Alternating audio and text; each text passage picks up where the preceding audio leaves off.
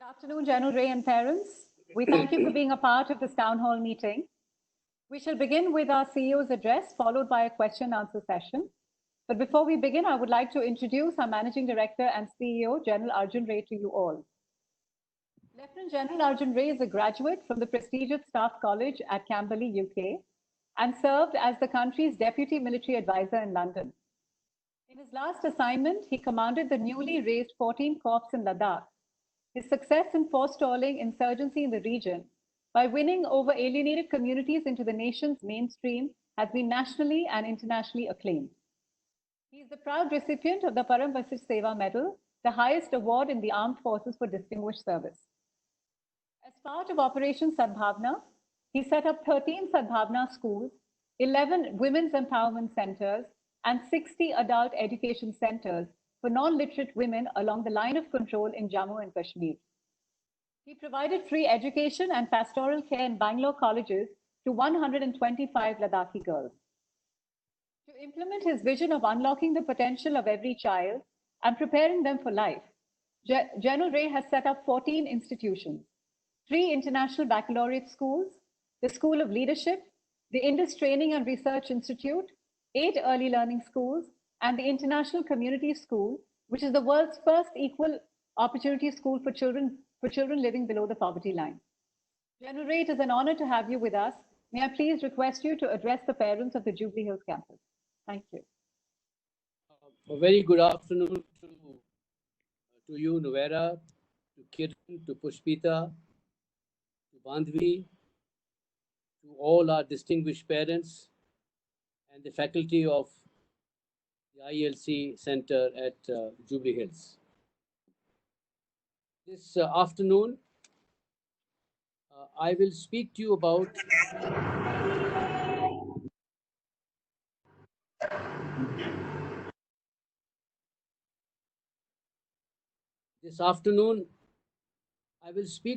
the foundational importance of early years education, especially in the present lockdown corona situation we are going through. It's very, very important for both parents and teachers to understand that the early years education, if we get it wrong, there is no turning back. The situation becomes irretrievable once children move into adulthood over there. And it is also important for us to understand how foundational this education is, that this is how we will be able to prepare your child to face a post-corona world. And the post-corona world is going to be 100 times tougher, more unpredictable, and more ambiguous than what we are experiencing now. I think this is something which is very important there. And I'm saying this because I have the strong view, the unshakable view. This phase of education, this 2 to 5 year old education, this particular phase of education over here, we can compromise on anything. We can compromise on money, we can compromise on relationships, we can compromise on jobs. We cannot compromise on our children. And I think that is the bottom line.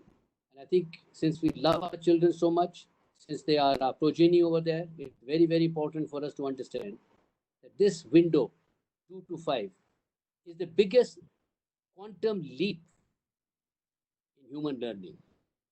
50% of learning is over by age of 5.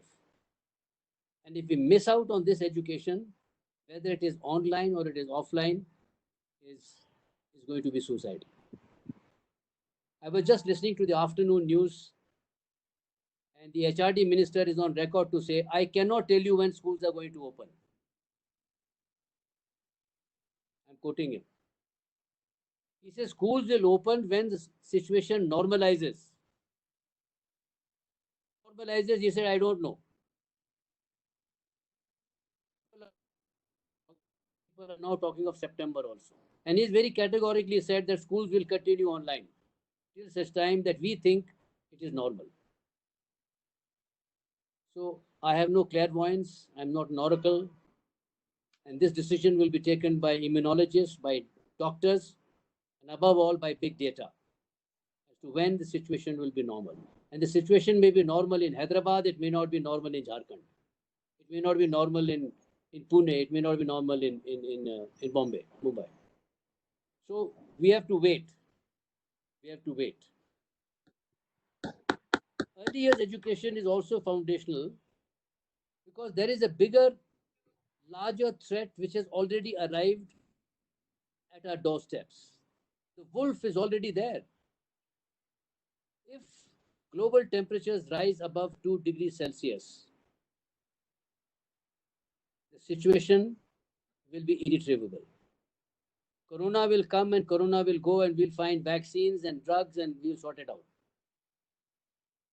But to sort out climate collapse, which is going to last for 75, maybe 100 years, our great grandchildren will have to sort the problem out. Our children, when they become adults, say around about they are 30 or something like that, most of us will be grandparents by that time. They are the ones who are going to sort out this big mess over there. We therefore cannot compromise on their education. And this education, whether it's online or offline, doesn't make any difference. In many ways, online is better also. And I'll prove that to you a little later. So this is a very, very important turning point in our life of our child. We can make compromises on ourselves. We cannot compromise our child because the child is our future. And I say this with all humility at my command. I say this with all the big data at my command. I say this with all sincerity at my command. Please treat early years education as the foundation. If the foundation is weak, the building will not last for very long. Second reason, which is a collateral to this, is about reconnecting our child with nature. Climate change is all about Mother Nature. It is chemistry, physics, and biology. They only listen to data. They don't listen to nice, kind words by you and me.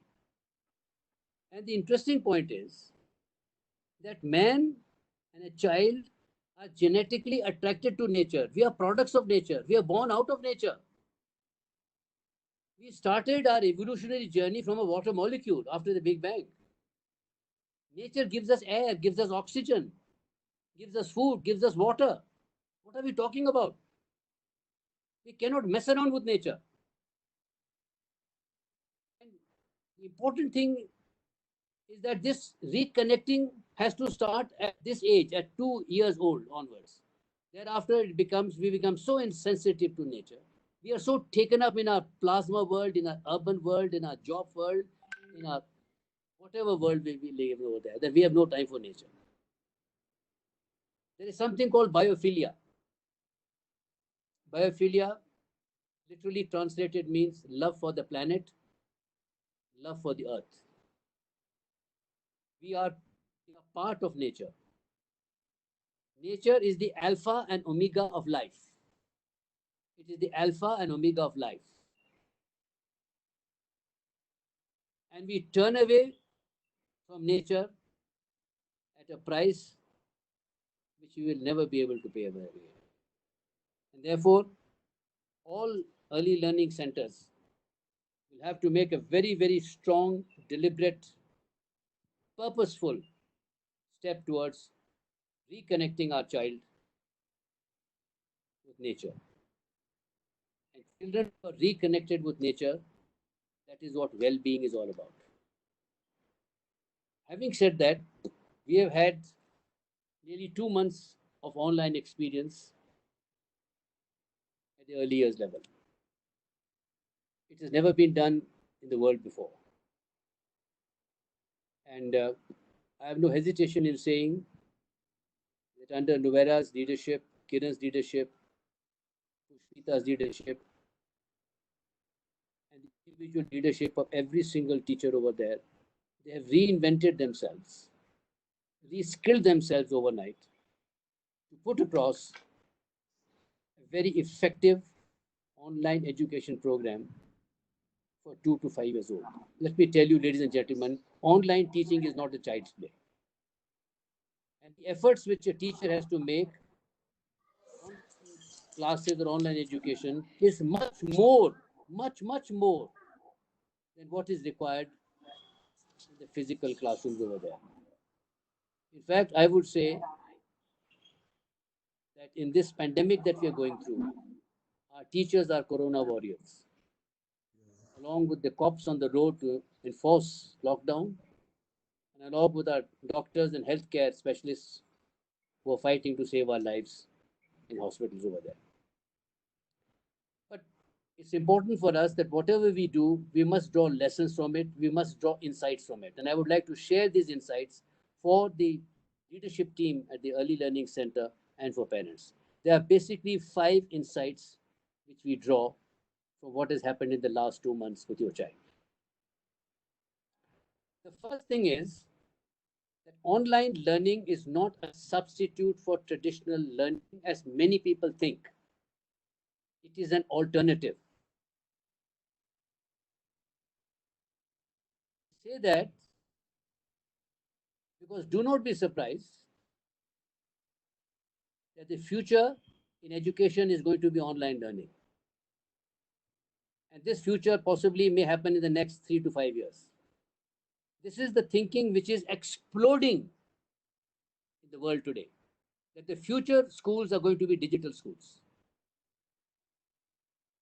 And this is something, whether it is right or it is wrong, it may be inevitable. It's a probability. It may not happen, but it's a very likely probability.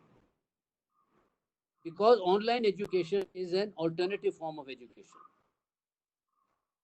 And secondly, there has been a lot of discussion on screen time, and rightly so, because there is genuine concern within the teaching community as well as in the parent community about the effects of overuse of screen time by children there.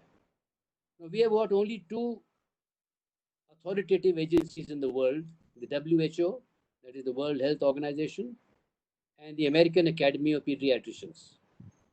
And according to them, 1 hour is what they recommend for children between 2 and 5-year-olds. But this is under normal conditions, normal conditions of life. The jury is not yet out on what is going to happen in a short span, say 2 to 3 or 4 months over there. What is the screen time we can afford to have? Frankly speaking, I don't think it makes a difference. If we are going to be out of this mess in the next, say, overall another 4 to 5 months over there, that screen time impact is not going to have any negative impact on the child. It's going to have a negative impact on a child if it's protracted over a long period over there. Secondly, it's not the time that we spend on screen. It is the quality of what we spend on screen. A child watching 30 minutes of cartoon and 30 minutes of high quality education content are 2 different ball games. Now, the first one, cartoon, is screen time. And the third thing is interactivity. All the experts of the world say that where there is social interaction between, say, the child and the teacher or the grandparents over there, that is not counted as screen time because it is interactive. And if we add in activities into this recipe of another, say, 35-40% of activities over there, it is safe to say that 2 hours of online education is absolutely safe for a child under the present advisories by the legislated authorities over there. So I think there is no concern if it is limited to 2 hours for this age group there. The third very important thing which I would like to really emphasize over here is the fact of non-linear thinking. It did not strike many people that all offline learning virtually is linear learning. It is sequential learning. There is a lesson. It is a unit which has got, say, 10 lessons. And all teachers will go through 1, 2, 3, 4, 5, 6, 7, 8, 9, 10. That is linear thinking. So in the linear thinking, there is a fixed start point, and the start point is lesson number 1. In non-linear thinking, there are multiple starting points. Linear thinking is sequential. 1, 0, 1, 2, 3, 4, 5, 6, and so on and so forth. Non-linear thinking is 0, 1, 10, 100, 1000, 10,000, 100,000, million, 10 million, billion, 10 billion. That is how children think. That is how creative people think. That is how innovators think. So this is the big difference over there. Therefore, we have to understand that children think in a different manner, and online education is predisposed towards non-linear learning. It can be done in the classroom, but it's very difficult. Very exceptionally few people can do non-linear thinking in a face-to-face classroom. But digital learning is predisposed towards non-linear learning. Ladies and gentlemen, our children are born in plasma fluid. They swim in plasma fluid. They are digital natives. We are immigrants. A child at 3 can use a mobile phone. He can count all the numbers on the mobile phone. He can send a video message. He can send an offline message. He can send voice message. He can send. So what are we talking about? So the non-linear mind is the plasma mind. So plasma mind is also required now because it is the creative mind. It is education of the competencies. It is education of the mind. And linear thinking is the education of the head. So we need all the head, the heart, and the mind. We need all of them together. And this is why online education is absolutely vital. To deny a child online education is to deny fish water. It's as simple as that. It is to deny air. It is to deny existence. And therefore, even when we return to normalcy, blended learning is going to be the future. Even when normalcy returns, blended learning will have to be the future. We have to think linear, we have to think non-linear. And we have to develop these neuronal pathways in our brain. These brains are not predisposed genetically. We have to create these things. This is the only thing. This is why I say this is the biggest invention is how to read. Speaking is not an invention because we are wired for speaking. I can speak possibly Telugu, but I may not be able to read Telugu or write Telugu. Because to read Telugu, I have to rewire my brain. It has to be developed. So the printed model, reading books and pages, has got a different track, and the plasma has got a different track. We need both the tracks. That is why we require biliterate brains for innovative people. So these are the 5 insights which we have not only learned, but this is reinforced science, but somehow it was not applicable because we never thought that children 2 to 5 also have got to be taught online. So those of you who consider pulling out their children because normalcy has not returned over there, let me tell you, firstly, normalcy may not come even October, November. We don't know. Government of India is not going to take a risk with a child. That is for certain. It's only when there is 99.9% assurance over there that they will open up schools or not before that. And therefore, to deny a child online education at any age is to deny oxygen to a human being, is to deny water to a fish to swim. And this is why I urge you to understand the importance of online education. I spoke to you about children between 2 to 5. They have got distinctive advantages over adults genetically. And our education in 2 to 5-year-olds, particularly, thereafter also, has got to further be nurtured in such a manner that we strengthen these creative aspects of a child by a combination of online and offline and the right type of learning in the classroom. The first and top of the list is creativity. Ladies and gentlemen, creativity is the only vaccine against COVID-19. It is the only vaccine against climate collapse. And the wolf is already at our door. Little Red Riding Hood now has to do something about it. And in 1968, it may interest you, NASA commissioned Professor George Land to measure the creative potential of NASA astronauts, scientists, and engineers. He gave the same test to 2-year-olds, right up to adulthood. And these 2-year-olds were monitored by him and his team till they became 22 or 25 years old. The results were startling. The results were startling because children between age 2 and 5 are creative geniuses because they are 98% creative. ये भगवान ने उनके DNA में बनाया है. They are genetically wired to be creative. They are 98% of our children today between 2 and 5 are creative geniuses. But when they become adults, it drops to 2%. What a fall. Humpty Dumpty, what a fall. And the irony, ladies and gentlemen, is that we as adults go through life having 98% capability of being innovative, but with the 2% output. How disgraceful and shameful it is. It is a failure of education, nothing else. Nobody, it's a failure of education. It is a failure to understand that only the innovative will survive. Because only the innovative can reskill themselves. And we have to continuously reskill ourselves every 3, 4, 5 years. Continuously. Reskilling is every day. 24 into 7 into 365. Our survival depends on innovation. Our children will not survive. They will perish if they are not innovative.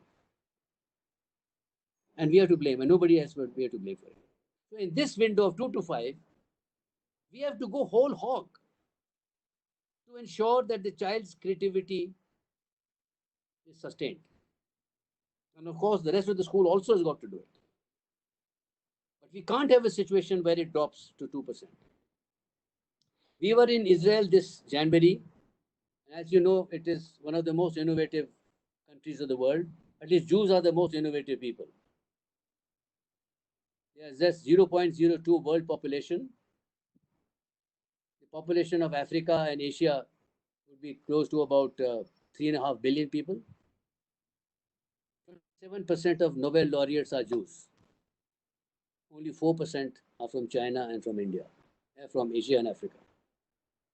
And in this 4%, with a few exceptions, it is our people who went over there, got the Nobel Prize when they went to America or to England or to Canada or to UK, wherever they went there. They didn't get the Nobel Prize by sitting here. And that is the important thing to understand. That why is it that Jews are so innovative? Because innovation starts right from 18 months old. In every school in Israel,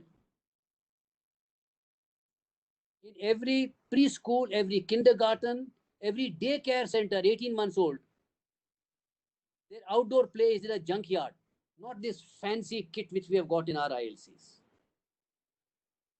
With Amma standing around there to hold our darling child if the darling child falls on the ground over there. Sawdust to see that nothing happens. There's a soft fall over there. Teachers supervising what is happening over there. And we saw in Israel, in all their schools, children playing around in junkyard, broken cars, tractors, household goods, electronic goods, pipes, furniture. And they're supposed to work as teams and produce some creative product out of that junk. And they do it unsupervised. There is no teacher, there is no Amma over there. So it aims to make them creative, it makes them collaborative, and it makes them independent thinkers. The second big advantage which children between age 2 and 5 have is that they are more ethical than adults. Children have a moral imagination. They have a better sense of what is right and what is wrong. I would suggest that when we adults are in a dilemma, ask a 2-year-old, what should I do? And that child will give us the correct advice vis-a-vis an adult. Another thing which we learned in Israel, we had a session with the chairman of the space agency, who is also the chairman of the National Council of Entrepreneurs and Artificial Intelligence. He's also a great professor there. And when we were talking of entrepreneurs over there, he said that many of the entrepreneurs or startups fail because they lack ethical dimensions. It is not because of money. It is not because they are not innovative enough. It is not because of some failed system and process there. It is because of lack of ethics. And he said to us that 30% of all curriculum should be ethics. Children are strong in that. That is why at early learning centers, ethical education starts at a 2-year-old. And it continues throughout. We never think of ethical dimensions at all in any school in our country or in the world today. This is why we have taken a very conscious decision to sidestep the principal of Indus Pune on my staff as the Chief Philosophy Officer. There is no school, no university in the world that has a Chief Philosophy Officer. And Preeti Prabhu, who has also been with Indus for nearly 12 years before that and has held all sorts of appointments, will be responsible to me and to the principals to see how the ethical education of children is being addressed. And I would strongly recommend Nuvera and Kiran and Pushpita to, without waiting for Preeti Prabhu's instructions to come over here, we should start thinking about how to make our children even more ethical, because they are ethical. How to sustain their ethical dimensions, because they are ethical. How do we sustain it? How do we keep on reminding them? They're altruistic. Babies are more altruistic than adults. That is why they have more empathy. They are more human than adults. And I think this is something which is linked very closely with their moral imagination. And fourth, interestingly, ladies and gentlemen, something which is seldom discussed in our professional forums in pedagogy in early years and even in schools the world over, is brain development. 100% brain of a human being develops by the age of 25. But 90% of the brain develops by the age of 5. So by the time your child leaves ILC Jubilee Hills, 90% of the child's brain is developed. And we have to ensure that the right education is given to the child so the brain develops fully to 90%. If you don't do that, the brain's development may be 50%. And the price is again irretrievable. Brain development is so important at this phase of life because it helps in neuroplasticity. The human brain is plastic. With new learning and with the right type of learning, you can keep on learning. Your neurons get pruned, the synaptic connections get stronger and stronger over there, and you can, as the last year, the Nobel laureate was 92 or 93-year-old Nobel laureate. It will make a difference. You can be CEO to the age of 92, 95, 100 even. And there are plenty of them in the world nowadays. And we also realize now, and all the research, a lot of research is being put into it now for preventing of Alzheimer, of dementia, and of distraction. It all boils down to brain development. How we developed our brain initially, and thereafter, because of that base, how we continue to develop that brain as we advance in school and college and in our work life over there. It's very, very important. The other thing which has also not been openly discussed, I do not know why, is non-linear thinking, and I've spoken to you a lot about non-linear thinking. Children think exponentially. We don't think exponentially, we think serially. And this is why when people who are innovators don't read chapter 1, chapter 2, chapter 3. Innovators will read the introduction, they will read what is written on the cover, they'll read the conclusion, and they will look at the list of contents and they know which chapter to read. That's it, the book is over. The linear thinker is struggling with the book. Chapter 1, lesson 2, lesson 3, lesson 4. A unit which has got 10 lessons or 15 lessons over there, a linear teacher, most teachers are linear. They will struggle through each lesson. A non-linear teacher will compact 15 lessons into 3 lessons. Because if the concept is clear, you don't need 15 lessons to run the class. If the concept is clear, if the relevance is clear. So non-linear thinking is what is developed by online.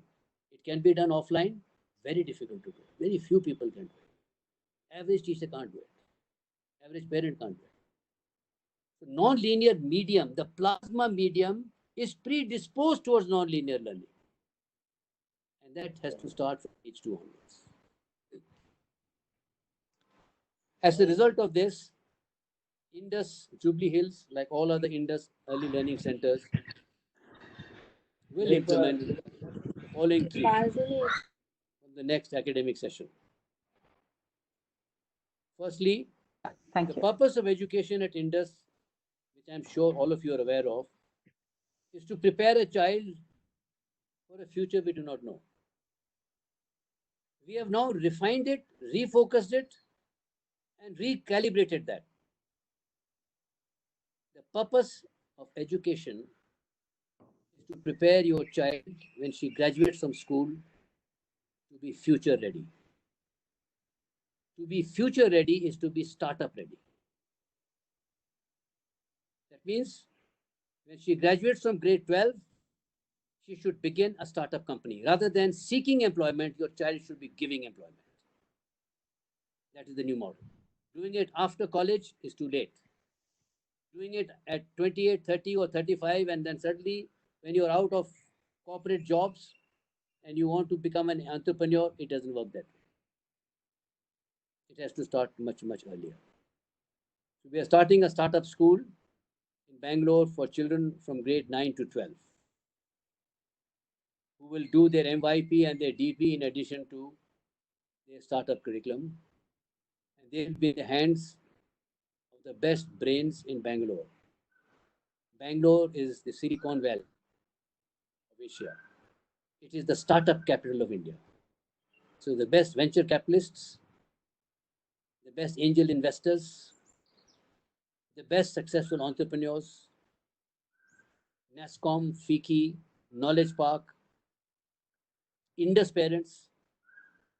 In fact, one of the key Indus parents who's on my team for this is the one who has set up the Telangana IT hub at the request of the Chief Minister of Telangana, Ravi Narayan. He's on my team.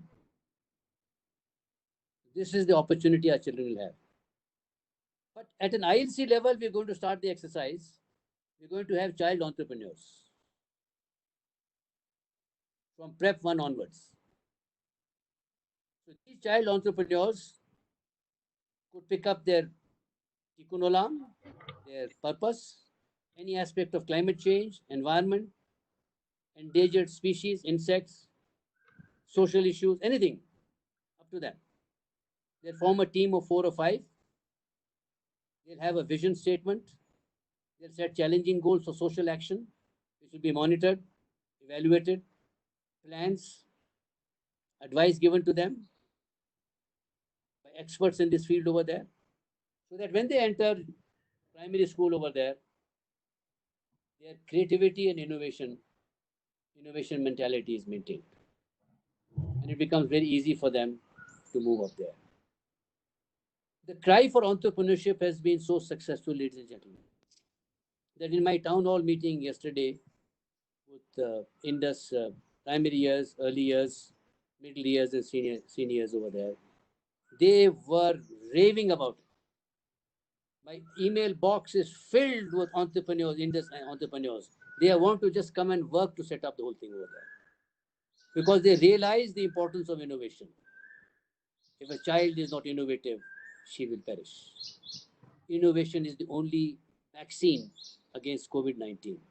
It is the only vaccine against climate change.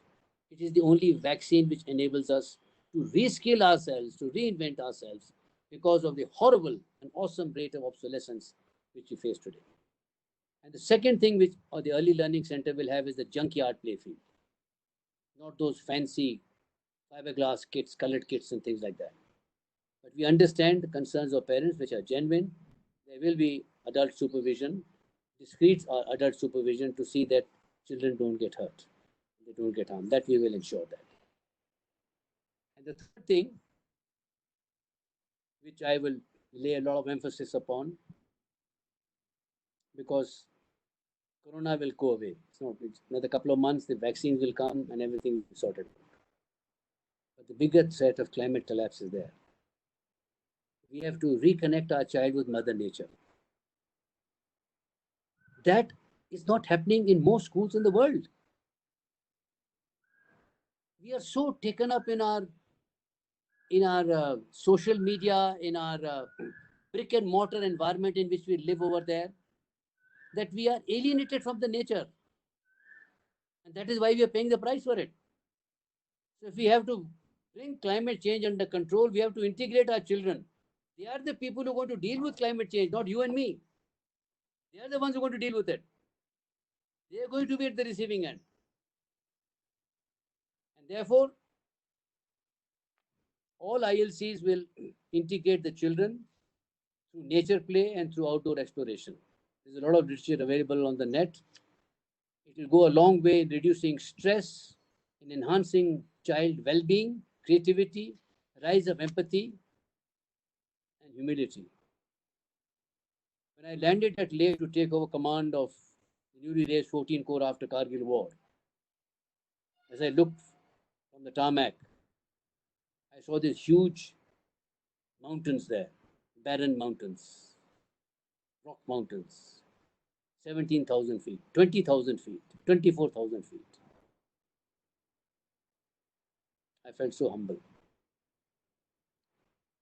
How insignificant I am in front of nature, how insignificant I am. And I think that is the humility we require. We have to fight climate change. Ladies and gentlemen, I'd once again like to thank all the Jubilee Hill parents for their great support they've been giving. Nuera keeps updating me on your support, on your positivity, on your commitment to your child. And I thank you a lot. I thank you because you understand more than anybody else the value of your child. Nothing else matters in life. What matters is the future we bequeath to our children. What matters in life is the vision we give to our child. That is the greatest gift parents and teachers can give to a child. Not money. No way. Not even education. But that vision comes from education. It doesn't just happen like that. I'm really very grateful to the Jubilee Hill parents who realize the importance of this. I'm also very grateful to the faculty at Jubilee Hills under the leadership of Nuera, Kiran and Pushpita, Bandhvi and all the teachers over there for reinventing themselves at such a short notice, reskilling themselves at even shorter notice in putting this complex and complicated program across to me. I shall be delighted to answer any questions you have, any comments you have, and thereafter I will, of course, will hand over the situation now to Nuera to be the MC for the next couple of 5-10 minutes, whatever time I'm here. I can take the whole evening. I can stay with you, and thereafter she will go over the backup plan. We have an excellent back to school plan, which we will share with you. We are doing it in collaboration with Apollo Hospitals. They are centered in Chennai, in Hyderabad, and all the metros except for Pune. They're centered everywhere. And along with them, a lot of protocols have been worked out for the safety of your child on the campus. We're in the finishing touches. We're in a draft stage now, and I think within a couple of weeks or so, we hope to get the document ready, and we will share that document with you, because the safety of your child is paramount. Nothing is more important than the safety of your child. We cannot ever compromise on that, and I'm glad the government is also thinking on the same.